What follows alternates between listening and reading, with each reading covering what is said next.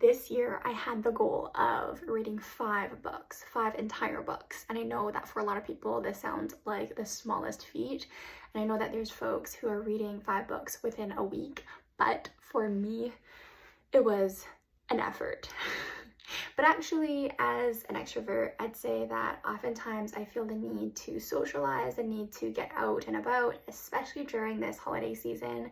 I really wanted to have a bit of a goal for myself to actually sit down and reflect on the books I read and feel good about spending some alone time.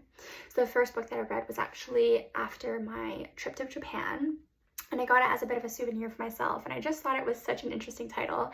It's Okay Not to Look for the Meaning of Life by Minami, a Japanese monk, and it's a really, really stress-reducing perspective that honestly emphasizes that we can just slow down and not actually have this huge meaning or purpose in life to actually feel pretty content with everyday mundane schedules. The second book that I read that I was blown away by was actually from my book club. I joined a book club in efforts to keep accountable to actually read those 5 books.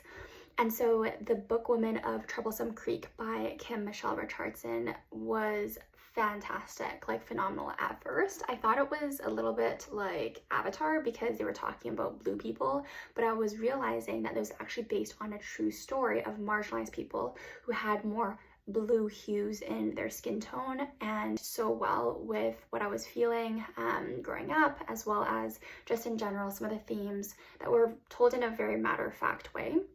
And it was just a beautifully written storybook. The third book that I read through was actually When Breath Becomes Air by Paul Kalanithi.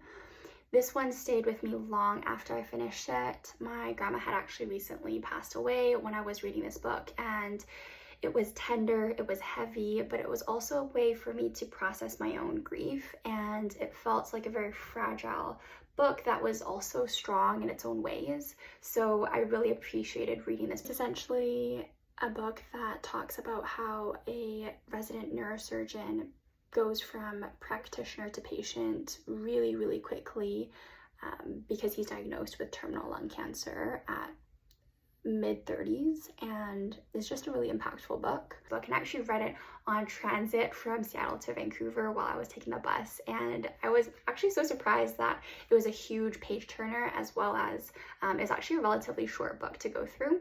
Wait for part 2.